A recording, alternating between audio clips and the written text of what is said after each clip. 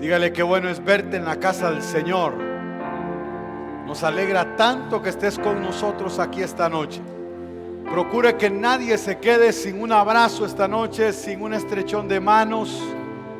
Por favor, salga a su redonda y dígale a todo el que pueda con una sonrisa en sus labios: qué alegría es verte en este lugar. De la misma manera, le damos la bienvenida a todas las personas que a través de la página del Facebook Live nos están viendo este sábado, un día atípico a nuestras reuniones generales, pero les recibimos con un fuerte aplauso también.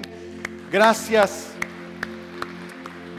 por prestarnos ese dispositivo para llegar hasta ustedes. Todos aquí tenemos Facebook.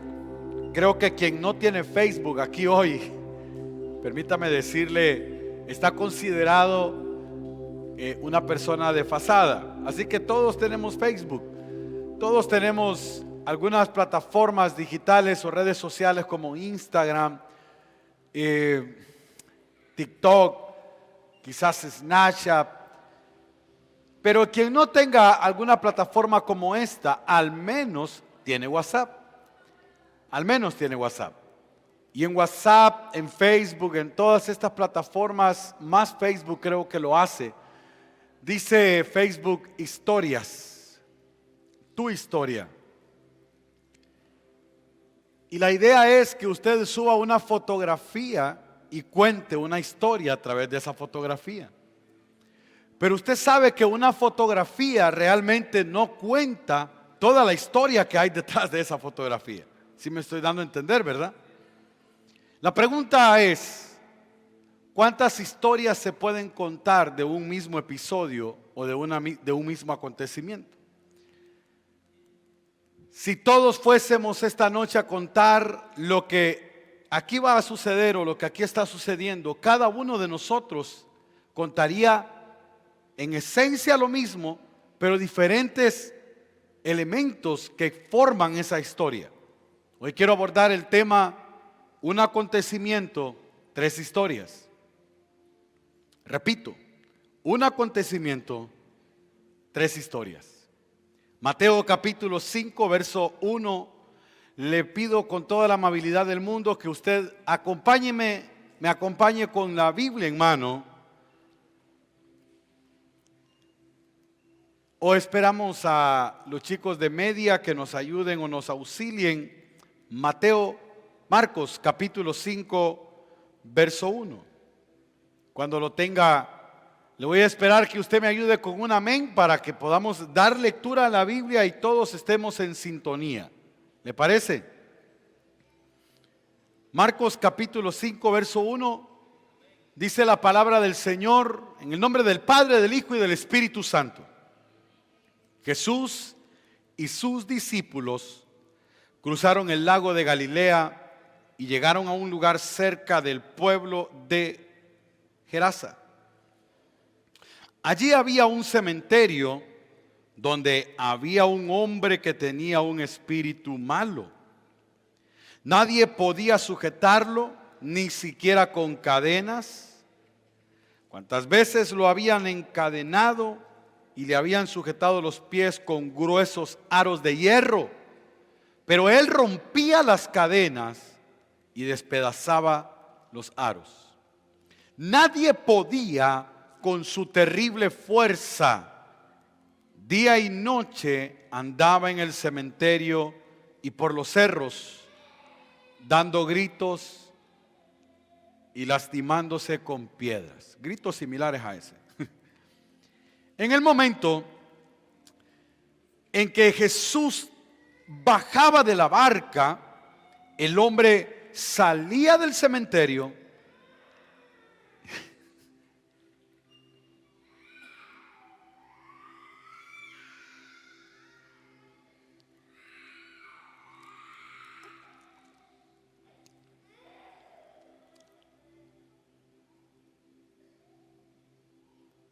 y al ver a Jesús a lo lejos, corrió y se puso de rodillas delante de él.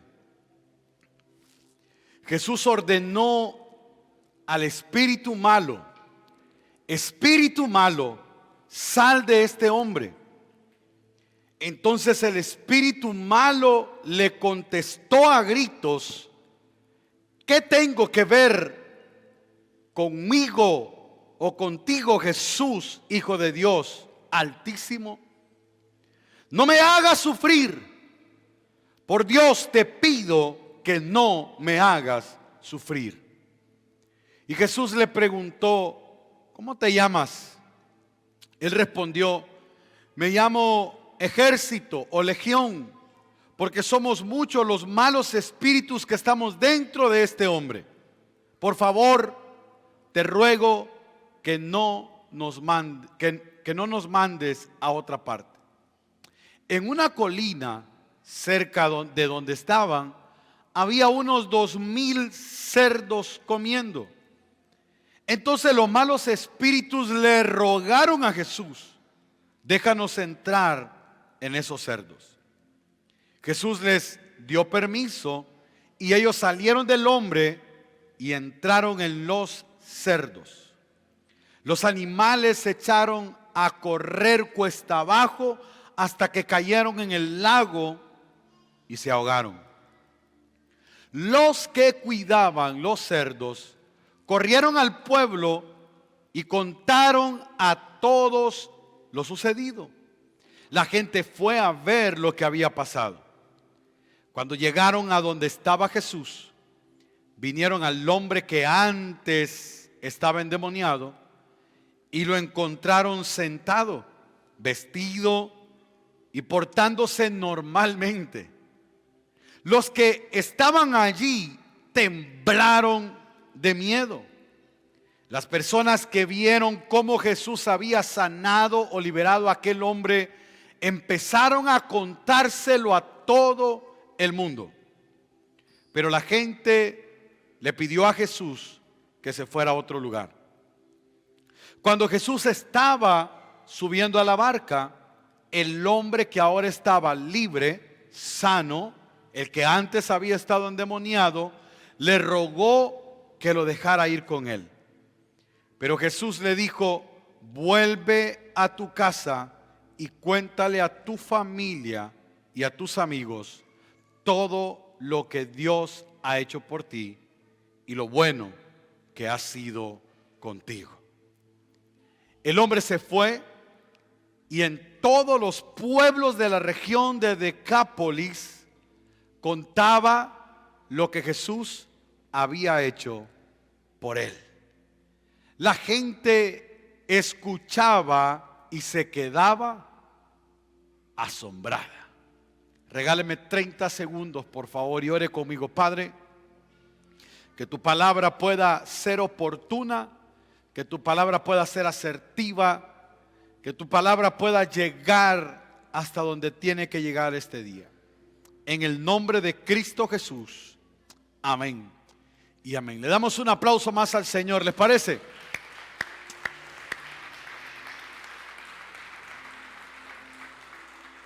Un acontecimiento, 3 historias se contaron.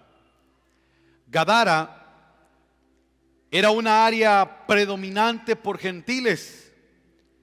Significa que la población que habitaba en Gadara no era judía.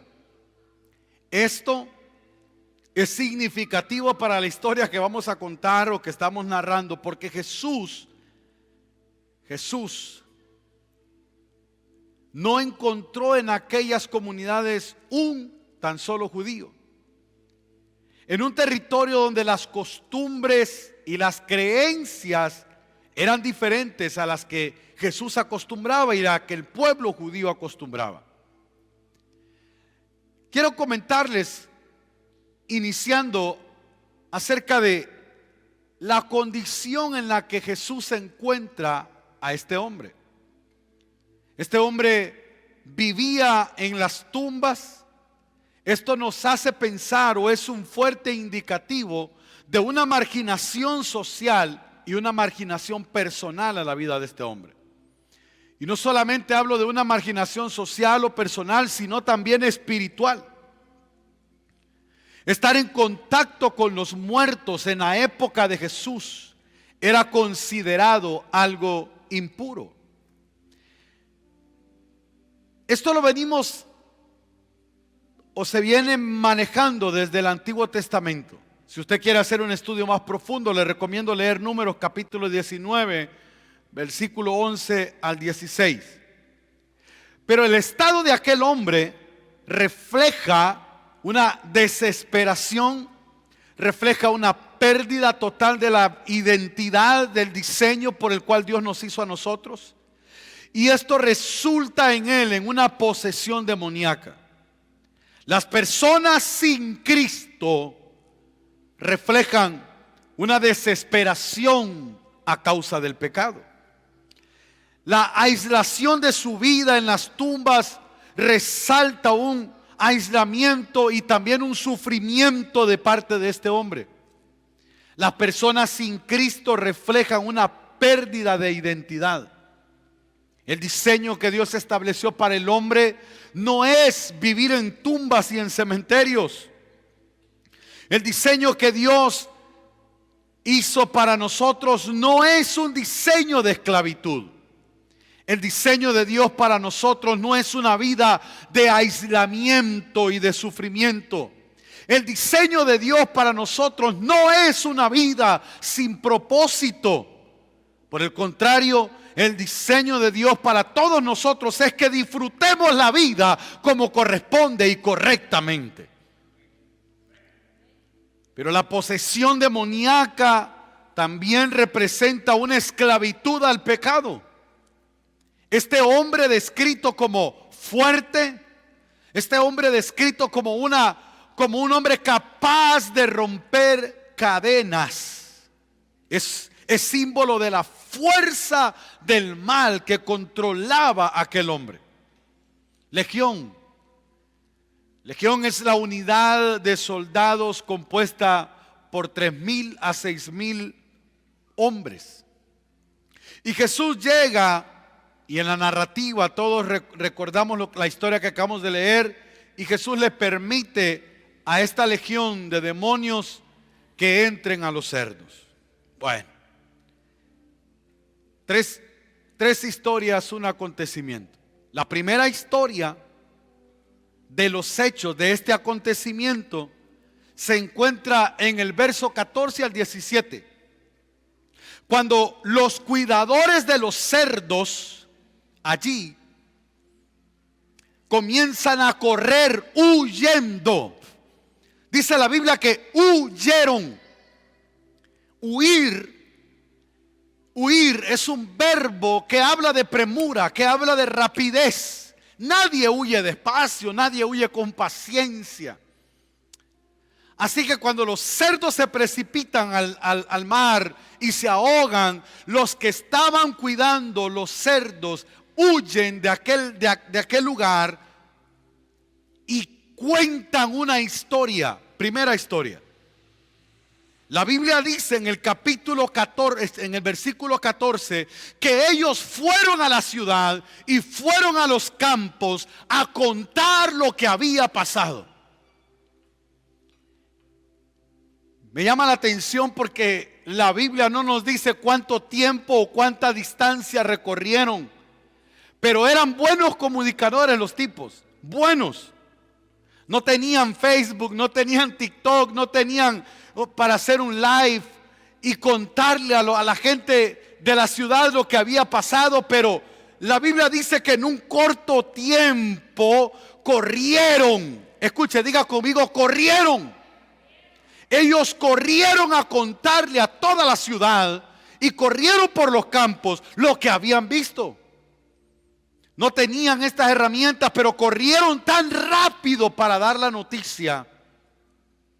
Pero contaron la versión o contaron la historia de su versión, lo que ellos habían visto. Esta versión, según la Biblia, según el escrito de Marcos, provocó algo en aquella ciudad, algo provocó en aquella comunidad. En el verso 14, lo primero que yo encuentro es que aquella historia que contaron los cuidadores de los cerdos provocó en la comunidad una curiosidad. ¿Por qué digo curiosidad? Porque el verso 14 dice que la ciudad y los campos salieron a ver qué era aquello que había sucedido. Todos en la ciudad conocían la dinámica de apacentar cerdos. Todos en la ciudad conocían al hombre de la legión de demonios. ¿Por qué digo que todos? Porque la historia dice en el capítulo 5, versos 3 y 4, nadie podía atarle. Nadie podía atarle. Lo que significa desde alguna forma lógica ese nadie es que muchos intentaron atarle. Y si muchos intentaron atarle, muchos conocían la condición del endemoniado. ¿Es así o no es así? Así que ni aún con cadenas, en el verso 4 dice que por muchas veces había sido atado. Y no creo que una misma persona lo haya atado muchas veces con grillos y con cadenas. Y en el verso 4 más adelante repite, nadie le podía dominar. Así que habían intentado a lo mejor muchos hombres. ¿Cuántos hombres se necesitan para controlar a 3,000 demonios? ¿Hello? ¿Cuántos hombres se necesitan para controlar una legión? La legión está compuesta de 3,000 a 6,000 soldados. Y la Biblia dice que andaba dando voces en los montes y en los sepulcros día y noche. Así que este hombre endemoniado de Gadara recorría las calles de su ciudad endemoniado, dando alaridos día y noche. Toda la ciudad sabía de este hombre. Así que la curiosidad de cómo es que alguien pudo controlar a tal individuo humanamente incontrolable llenó de curiosidad al pueblo. Acabo de preguntarte hace un par de segundos, ¿cuántos hombres humanos se necesitan para controlar a 3,000? Pues yo vengo a darte una buena noticia. La historia dice que aquel hombre atemorizante, que aquel hombre esquizofrénico, que aquel hombre endemoniado, lleno de demonios de 3,000 a 6,000 probablemente, solo se necesitó de uno que fue capaz de controlarlo en un instante ese día. ¡Ey! Ese día llegó el que puede controlar y cambiarlo todo en un instante. Hablo de Jesús de Nazaret. Aquella curiosidad, aquella historia que los cuidadores de cerdos fueron a contar a la ciudad y a los campos, provocó en segundo lugar un sentido de verificación de los acontecimientos. Yo quiero ver si eso es cierto. Porque nadie lo podía controlar, porque nadie podía amarrarlo, porque las cadenas no lo podían. Yo quiero ver si eso es cierto. Así que despertó en ellos no solamente curiosidad, sino que querían ver, querían constatar, querían verificar que lo que la historia que los cuidadores de cerdos estaban diciendo era verdad. Y cuando llegamos a la Biblia, yo entiendo que nadie quería quedarse con esa duda. Todos querían ver con sus propios ojos si los cuidadores de cerdo decían la verdad. Muchas veces las personas no creen las historias de lo que Jesús es capaz de hacer. Permítame hablar un momento de esto. A veces tú o yo fuimos tan pero tan pecadores que cuando venimos a Cristo la gente no cree que Dios nos ha cambiado. A veces decimos, Julano el que era borracho, Julano el que era drogo, el peleón, Julano el que no salía de la cantina, el peligroso, la sutana aquella que era ingobernable, la gritona, la bebedora, la fiestona, la fiestera. ¿Cómo es posible que haya cambiado? Te voy a dar una noticia. El cambio ocurre cuando Jesús se encuentra con alguien para liberarlo y transformarlo. Lo que para el hombre es imposible, para Dios todo es posible. Humanamente, esa noticia despertaba curiosidad. Esa noticia despertaba un sentimiento de verificación, de saber si era cierto que Cristo tenía el poder para cambiar a este endemoniado. Porque para el hombre es imposible.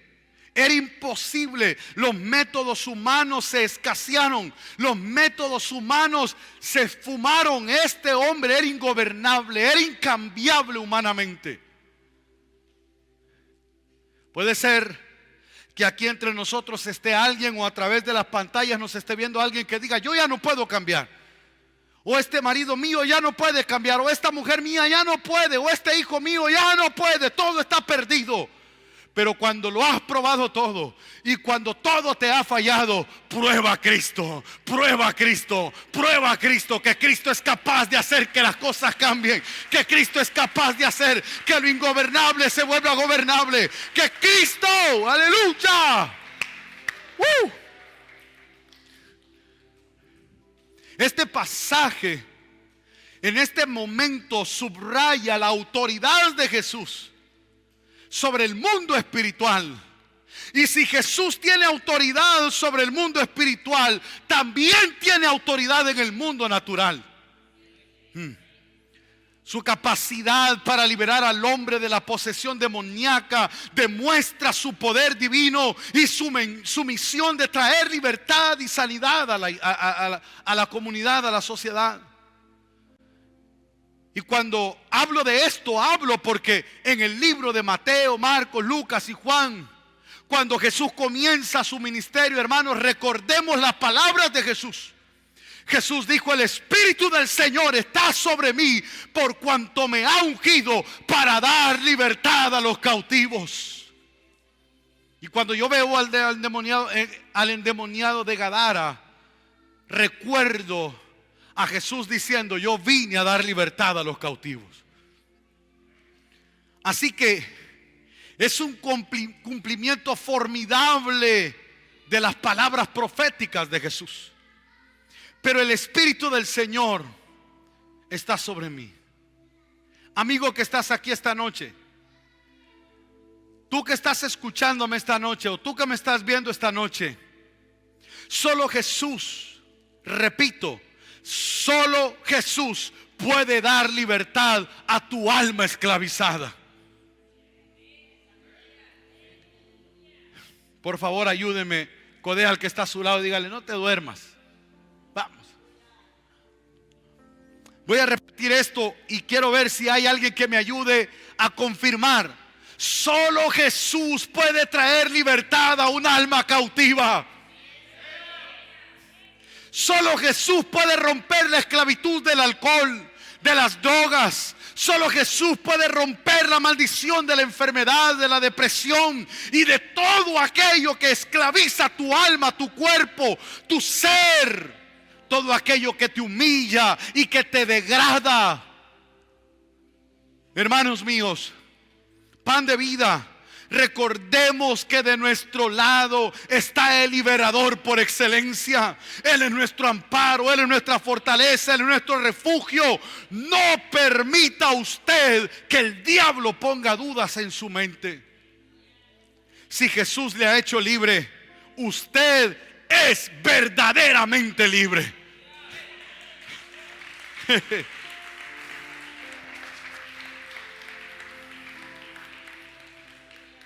Cuando llegamos a Marcos capítulo 5, en el verso 15. En el verso 15. Dice la narrativa o la historia que el pueblo y la gente de los campos vinieron a Jesús. Verso 15. Vienen a Jesús y ven al que había sido atormentado del demonio y que había tenido legión, y lo ven, escuche, y lo ven sentado, vestido y en su juicio cabal. ¿Hello? O sea, La gente no se comió el cuento, la historia número uno de los que cuidaban los cerdos. La gente dijo, no, yo tengo que ir a ver esto. Yo tengo que ver si esa historia es real. Así que en el verso 15 dice, vienen a Jesús y ven. ¿Qué hicieron? Vieron. Y vieron al que había sido atormentado. Y lo ven sentado, y lo ven vestido, y lo ven en su sano juicio. Y me llama la atención que dice la Biblia que la reacción de los que quisieron venir a ver a este endemoniado no fue alegría, no fue felicidad, no fue asombro, sino que lo que provocó en ellos fue miedo. Miedo. Entonces, en tercer lugar, lo que aquella primera historia provocó en la comunidad fue miedo. Miedo. Después de la liberación, aquel que había andado desnudo, porque Lucas dice que caminaba sin vestido, ahora está vestido. Después de la liberación, hay un despliegue de poder de Dios que produjo en aquella gente temor. Con frecuencia ocurre lo mismo hoy en día. Hay mucha gente que no quiere venir a Jesús porque le tiene miedo.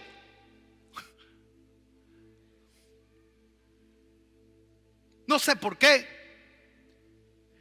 Los locales llenos de temor, los ciudadanos llenos de miedo le pidieron a Jesús que se fuera.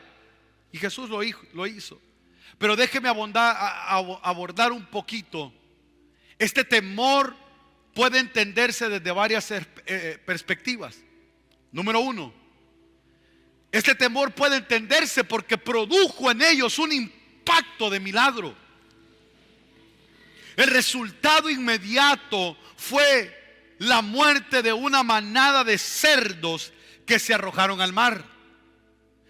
Fue un evento extraordinario y perturbador. Así que la pérdida de los cerdos, que representaba un recurso económico muy significativo, porque Marcos nos dice que eran 2,000 cerdos. No eran 20, no eran 10. En nuestra iglesia hay mucha gente que se dedica a la venta de cerdos. En nuestra iglesia hay mucha gente que se dedica a venderse libriado. Usted sabe lo que hacemos aquí en Olancho. La carne de cerdo es la mejor carne del mundo mundial. Se lo digo yo. Nadie dijo amén. Bueno, yo sí me la creo. Así que, ¿cuánto costará un hato de 20,000 cerdos? Hola. Yo no crío cerdos, crío 2 varones. Pero comen. Era muy significativa la pérdida. Y la pérdida de los cerdos produjo en la gente temor y confusión. La gente pudo haber visto a Jesús no solo como un sanador, sino como alguien que tenía el potencial de alterar drásticamente su realidad, lo que puede haberles causado este temor y esta inquietud. En segundo lugar, este temor puede ser producido por lo desconocido. La autoridad de Jesús mostró una realidad desconocida y sobrenatural. Recuerde que le dije de un inicio que Jesús está en una comunidad de gentiles. No hay ni un tan solo judío. Nadie esperaba un Mesías en esa comunidad. Los que esperaban el Mesías eran los judíos. Así que los judíos estaban acostumbrados a ver a Dios actuar de forma sobrenatural desde su inicio. Ellos vieron a Jesús en sus patriarcas, en sus padres, en sus generaciones anteriores. Vieron a Dios obrar con milagros, con maravillas. Pero los gadarenos no. Así que para ellos ver la autoridad de Jesús en ese momento, en la cultura, en la época en donde Jesús está, era desconocido. Y el contacto con los demonios y con las cosas espirituales era un tema muy serio y a menudo muy tímido en esa comunidad. Así que la realidad espiritual que no comprendían completamente pudo generar un temor reverencial hacia Jesús. 3. El temor puede ser visto desde un aspecto cultural y desde un aspecto religioso. Porque la reacción de miedo puede reflejar una resistencia a aceptar a Jesús y su mensaje. Ya que implica un cambio radical en su entendimiento de lo espiritual y lo moral. 4 y último. El temor puede verse desde una pérdida económica. Como ya dije, la economía de la región pudo haberse afectada, pudo haberse visto afectada. Pero el temor que Jesús causó fue por la pérdida o fue por su modo de vida que podría haberse llevado a la comunidad a un rechazo.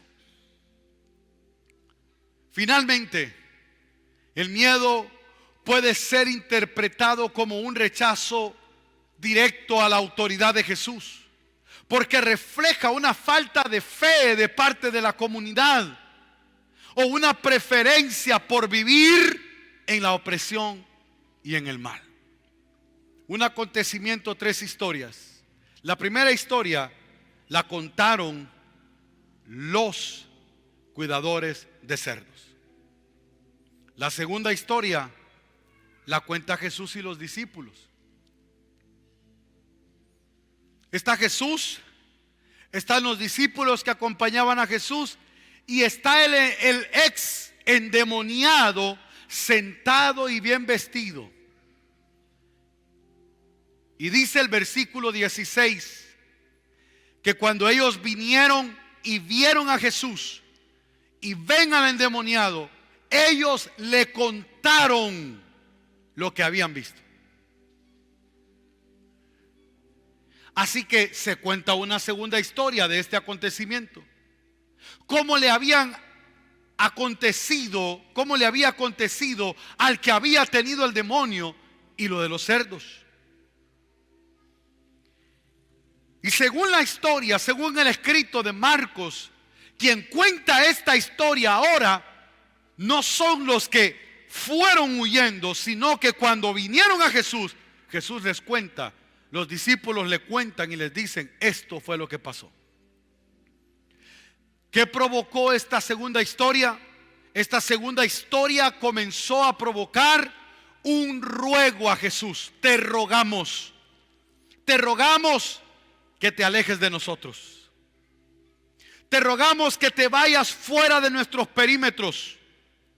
La segunda historia provoca que los ciudadanos no creyeron en el testimonio de Jesús. Los discípulos y el endemoniado estaban contando, pero la gente no creyó en las posibilidades o en las posibles formas de cómo Jesús echó fuera a los demonios. La gente tuvo otra perspectiva, otra óptica. Y ellos prefirieron rechazar a Jesús, el que libera, por quedarse apacentando o cuidando sus cerdos. Quiero seguir leyendo la historia porque no me quiero detener en esta segunda, pero déjeme hablarle del versículo 18 en el capítulo 15. Al entrar a Jesús en la barca, el que había estado endemoniado le rogó y le dijo, maestro, déjame ir contigo. Jesús, llévame contigo. Quiero ir contigo, yo quiero estar contigo. Este hombre había experimentado lo que era estar sin Jesús. Este hombre había experimentado el vacío existencial de vivir sin Cristo. Este hombre había experimentado en carne propia lo que significa no tener a Cristo en el corazón. Pero en un instante este hombre dice, no, si esto es vivir con Cristo, yo no me quiero separar de Cristo.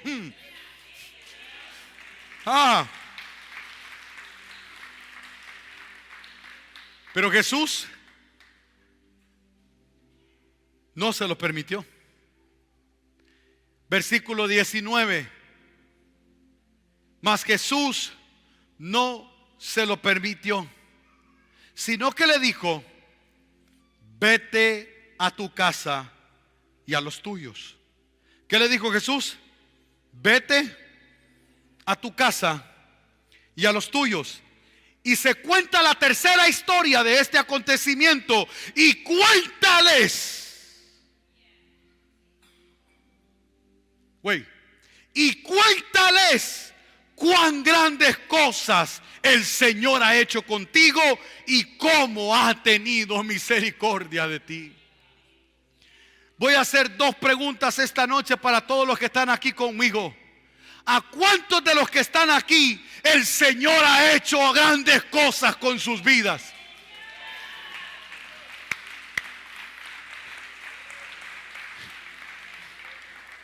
Pregunta número 2. ¿A cuántos de los que estamos aquí el Señor ha tenido misericordia de nosotros?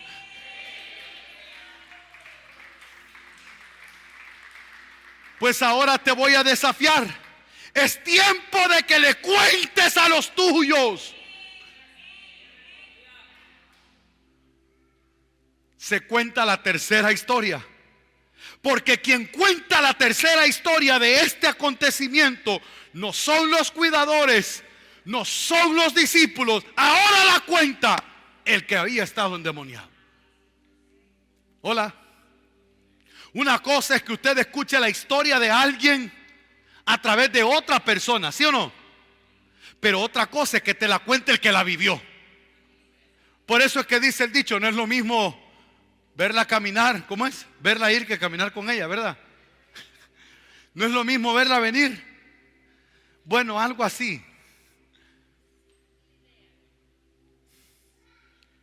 Un acontecimiento, 3 historias.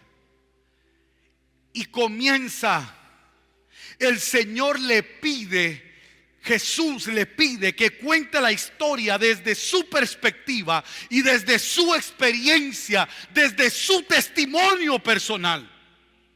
Oh, iglesia, yo quiero hacer un paréntesis. Lo que tú y yo estamos haciendo es contando las grandezas y la misericordia del Señor con nosotros a toda Juticalpa.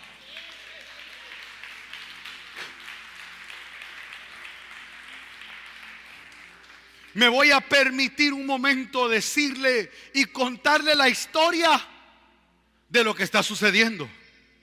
Oh, pastor, cuénteme, hermano, ¿cómo está con esa red?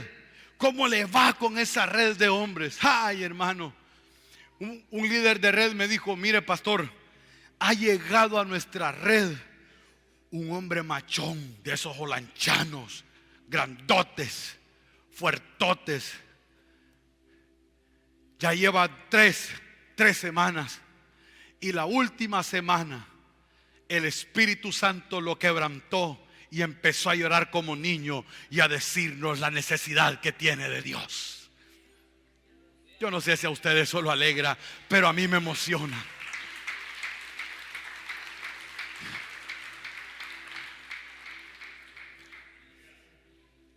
No quiero arruinar ahorita mi predicación, pero hay gente que prefiere que los cuidadores de cerdos vayan a contar la historia.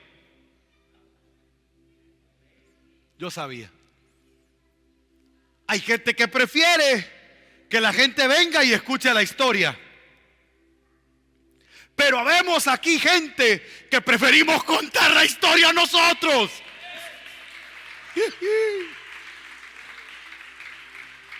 Yo no quiero que nadie cuente la historia por mí. Le voy a decir algo. Yo no tengo un testimonio como el de Juan, ni lo quiero. Quédatelo. Yo no tengo un testimonio como el de Fer. Yo no tengo un testimonio como el de Manuel o como el de Portillo. Yo no tengo un testimonio. Yo no puedo decir: miren, yo fui drogo, fui alcohólico, fui borracho, fui patero. Pero doy gloria a Dios, porque no necesito tener ese testimonio para decirte que creo en un Dios grande, en un Dios fuerte, en un Dios poderoso, en un Dios que salva. Pero tú que tienes un testimonio que contar, el Señor no quiere que vayas con Él. El Señor quiere que vayas a tu casa y a los tuyos y le cuentes las maravillas que Dios ha hecho contigo. Ha llegado el tiempo de hablar. Y me llama la atención en el versículo 20 del capítulo 5. El que fue endemoniado, el que había estado cautivo, dice la Biblia, se fue. ¿Qué hizo? A ver, ayúdeme. ¿Qué hizo? Más fuerte. ¿Qué hizo? Pero aparte de que se fue, ¿qué más hizo? Comenzó a publicar. Mire, este tipo me encanta. Porque este tipo agarró el celular y comenzó a publicar. Subió su historia a Facebook. Subió su historia a Instagram. La subió a sus estados de WhatsApp y comenzó a publicar lo que Dios había hecho con él. Por eso me encanta cuando hay gente aquí como Fanny que pone en sus estados: esta era mi vida antes de Cristo y esta soy yo ahora con Cristo. Eso tenemos que decirle a la gente, que Cristo cambia, que Cristo transforma, que Cristo da vida y vida en abundancia, que Cristo hace las cosas diferentes para todo aquel que en Él cree. Aleluya. Le prometí que yo le iba a hablar de alguien que predicó en 10 ciudades. Bueno, el que había sido endemoniado de Gadara predicó en 10 ciudades. Decápolis. Comenzó a publicar en Decápolis cuán grandes cosas había hecho Jesús con él. Y todos en Decápolis se maravillaron. Oiga, cuando tú comienzas a hablar las maravillas de Dios, la gente no tiene otra que maravillarse. No. Yo voy a decirlo esto otra vez. Cuando tú comienzas a hablar las maravillas de Dios, la gente no te va a creer. Entonces va a decir: no puede ser. Pues sí puede ser, porque la lógica humana no tiene razón, pero el poder de Cristo sobrepasa todo entendimiento.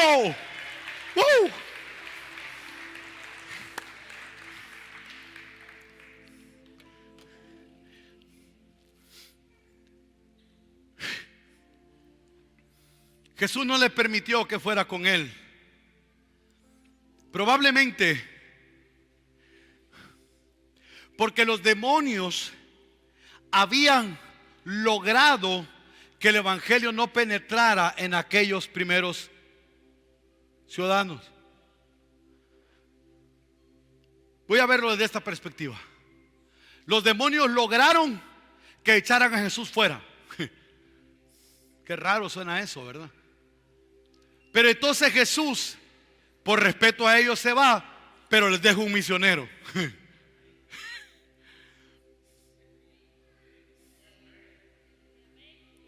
Jesús hace caso. Es que aquí yo me voy a ir, ok, pero les voy a dejar a uno que les predique. Así que yo entiendo que el testimonio o la historia de aquel hombre en nombre de Jesús y en esa zona no judía, para Jesús era de sumo valor que él se quedara contando la historia. Por esa razón Jesús le indicó al hombre: mira, quiero que atestigües de la misericordia de Dios. La región de las 10 ciudades se denomina Decápolis. Era como una urbe, era como una metrópolis, pero eran 10 ciudades y estaban ubicadas al sureste del mar de Galilea. 10 ciudades, cada una con su gobierno independiente, formaban una alianza para protegerse y aumentar entre ellos el comercio. Varios siglos antes las fundaron mercaderes griegos e inmigrantes. Aunque también había judíos por ahí en alguna de ellas, era una minoría. Muchas de estas 10 ciudades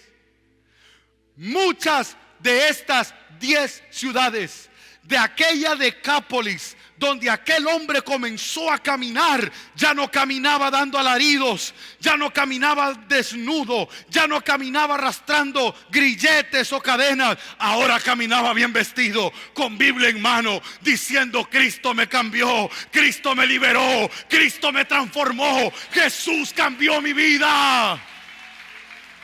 Hey.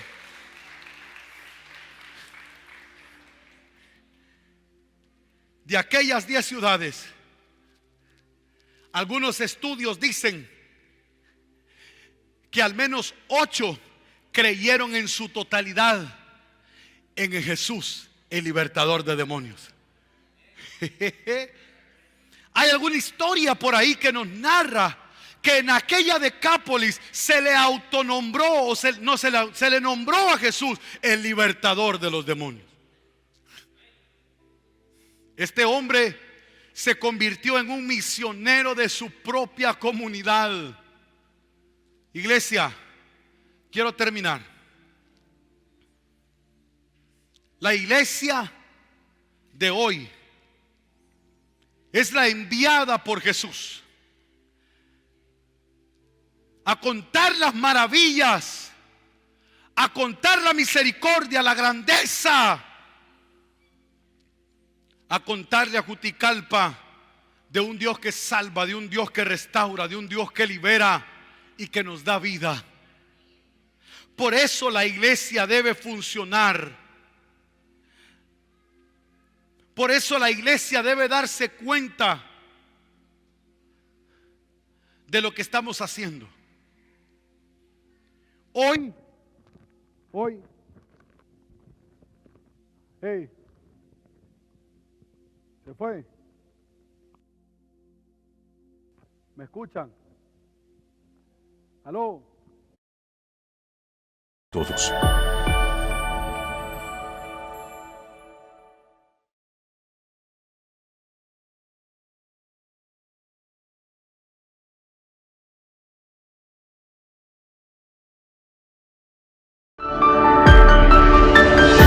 Iglesia de Dios Pan de Vida, una iglesia para todos.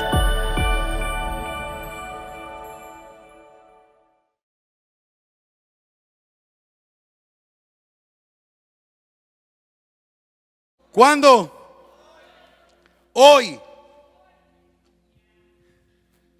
La iglesia debe darse por enterada que no hay nada más poderoso que la gente tenga un encuentro personal con Dios. Cuando tú vas a la calle, cuando tú vas a las redes, cuando tú estás ahí predicando, hablándole a la gente del Dios que hizo algo contigo, estás presentándole a Cristo, el Dios vivo y el que hizo algo contigo.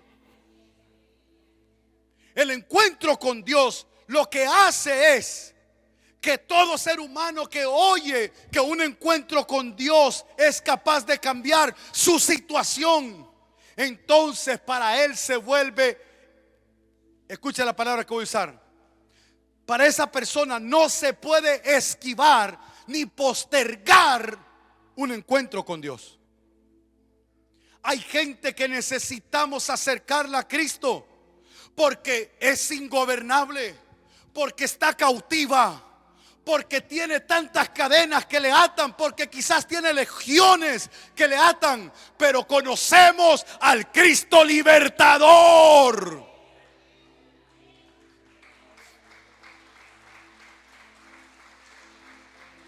Aleluya. Solo quien conoce a Jesús personalmente, solo quien conoce a Jesús personalmente experimenta la manifestación del reino de Dios. No hay otra forma de experimentar la manifestación de Dios. No es a través de un cuento que te contaron o a través de alguien que te dijo. La única forma de experimentar la gloria de Dios es personalmente. Quien se ha encontrado con Dios puede vivir significativamente. Escúchame, hermano, y escúchame, amigo, que estás aquí esta noche. A partir de ese día que aquel hombre ingobernable, que aquel hombre incontrolable, que aquel hombre afligido, angustiado, perdido, había perdido el diseño, la identidad, había perdido la vida entera. Pero el día que se encontró con Cristo, su vida se transformó y comenzó a vivir significativamente. Lo que quiero decir esta noche es que aquellos que no tienen a Cristo no tienen un propósito de vivir, no tienen un disfrute de vivir.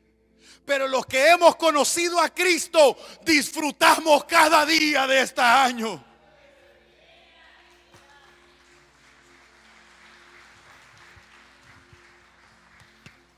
Y hay un misterio que te quiero contar. No importa la situación, no importa la forma, no importa la adversidad. Los que tenemos a Cristo tenemos garantía que en sus manos estamos seguros.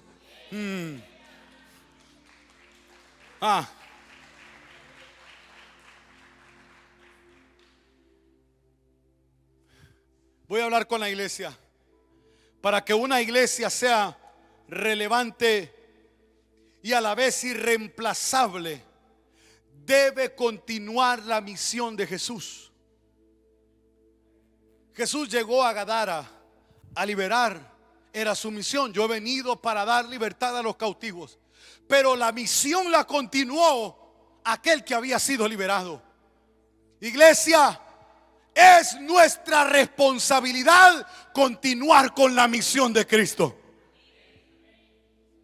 Y esa misión se hace movilizándonos.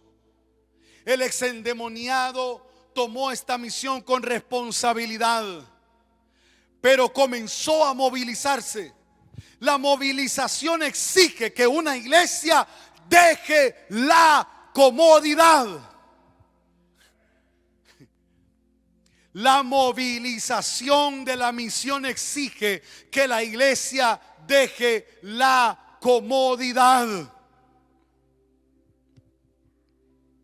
Hay tres formas de predicar a partir de que iniciamos este proyecto. Y aquí voy aterrizando el avión. Número uno, podemos dedicar nuestros sermones y nuestras predicaciones a aquellas personas que no han hecho nada por acudir a una red.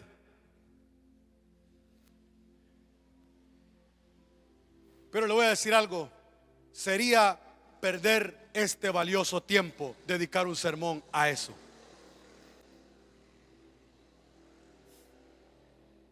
No, hace mucho tiempo que renuncié a eso. Podemos dedicar sermones o predicar a aquella gente que está asistiendo a la red, pero que no lleva. Tampoco no quiero predicarle a eso. Pero en tercer lugar, sí quiero predicarle a aquellos que están al frente de la batalla, a aquellos que reciben los plomazos del enemigo, a aquellos que están haciendo el trabajo, porque ellos son los que están sufriendo, porque ellos son los que están poniendo el pecho, porque ellos son los que están testificando de un Dios grande, de un Dios fuerte, de un Dios poderoso.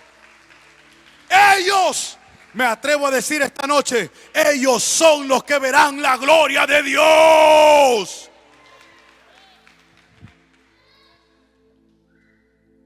Siga, no se canse, siga.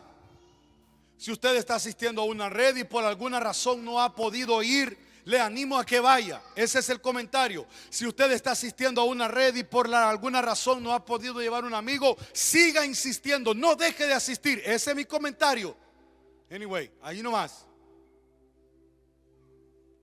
Hemos decidido en esta iglesia hablar todo este mes sobre nuestro proyecto de evangelización, sobre nuestro proyecto de dejar la comodidad. Una iglesia que no está dispuesta a salir de su comodidad e ir a buscar a los que viven enajenados de Dios y subyugados por el pecado individual y estructural, ha perdido su esencia y su sentido existencial. La ha perdido. Pero alabo a Dios porque aquí hay una iglesia que está en misión. Alabo a Dios porque aquí hay una iglesia que está entendiendo. Alabo a Dios porque aquí hay una gente que dice: pastor, yo voy, vamos a esa, vamos a con todo. 89 personas alcanzadas para Cristo esta semana y vamos por más.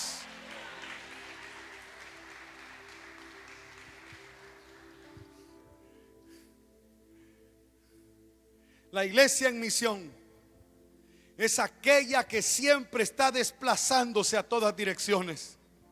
Es la que deja la comodidad para encargarse o encarnarse en la realidad de las personas, en aquellas que quiere ministrar.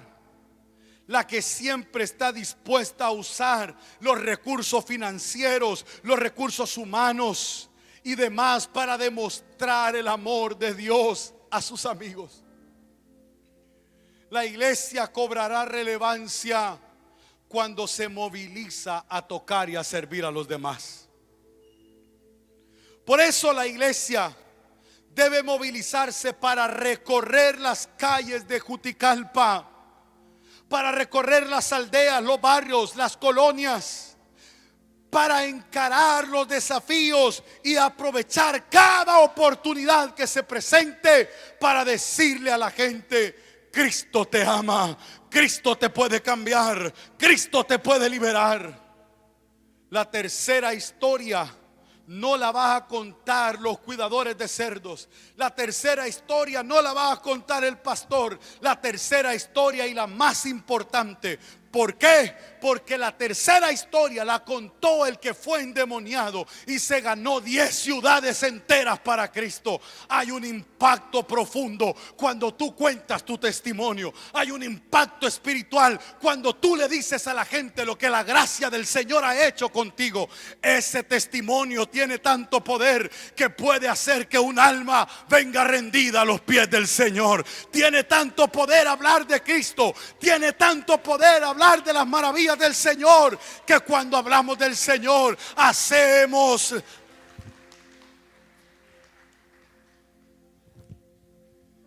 conclusión número 1.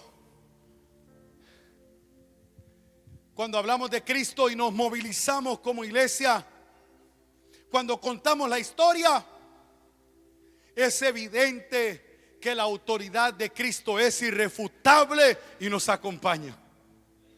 Número 2, la inclusión del evangelio y la importancia del testimonio personal dará relevancia a nuestra predicación.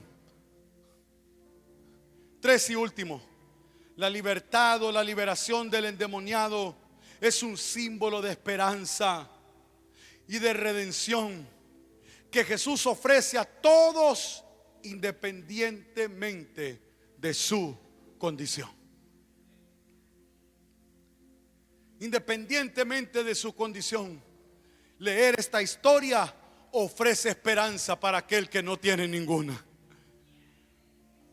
¿Qué esperanza tenía un hombre que vivía en el cementerio?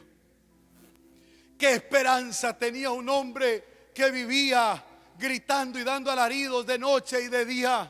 ¿Qué esperanza tenía un hombre? Escúchame, voy a contextualizar. ¿Qué esperanza tienes tú que estás amarrado al pecado? ¿Qué esperanza pretendes tener tú que ese espíritu te ha esclavizado a tal magnitud que no puedes dejar el pecado? Pues yo vengo a decirte esta noche: aquí está Jesús, el que libera. Aquí está Jesús, el que cambia. Aquí está Jesús, el que transforma. Aquí está Jesús, el que redime. Aquí está Jesús, el que puede hacer que tu vida sea totalmente diferente. Todos en este lugar, todos en este lugar, toda esta iglesia que está aquí esta noche puede decir a una sola voz, con fuerza, con convicción: busqué al Señor, me escuchó. Ponte de pie y dilo: busqué al Señor, me escuchó y respondió. yo busqué al Señor, me escuchó y respondió. Es por eso que yo confío. yo busqué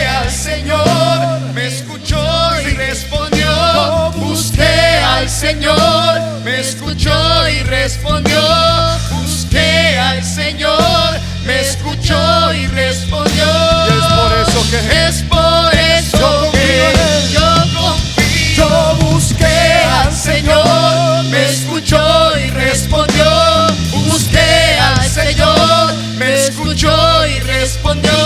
Busqué al Señor, me escuchó. Levanta tus manos al cielo con nosotros, pan de vida, dilo. Es por eso Yo confío en Dios. yo confío en Dios, mi Salvador, que no fallará. Nunca fallará.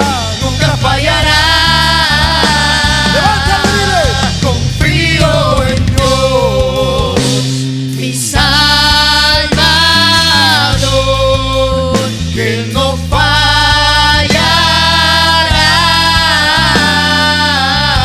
Nunca fallará. Antes de despedirnos del Facebook, quiero darte las gracias por abrirnos la oportunidad de compartir este tiempo contigo. Oramos por ti esta noche, porque si hay algún espíritu que te cautiva, el Espíritu Santo de Dios te libera en el nombre de Jesús.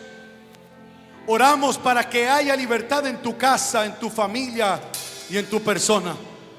Te damos la bienvenida a este lugar y queremos pedirte, seguimos insistiéndote, no te quedes solamente a través de las pantallas. Queremos verte aquí con nosotros. La paz de Cristo en tu hogar y en tu casa. Dios te bendiga. Iglesia de Dios Pan de Vida, una iglesia para todos.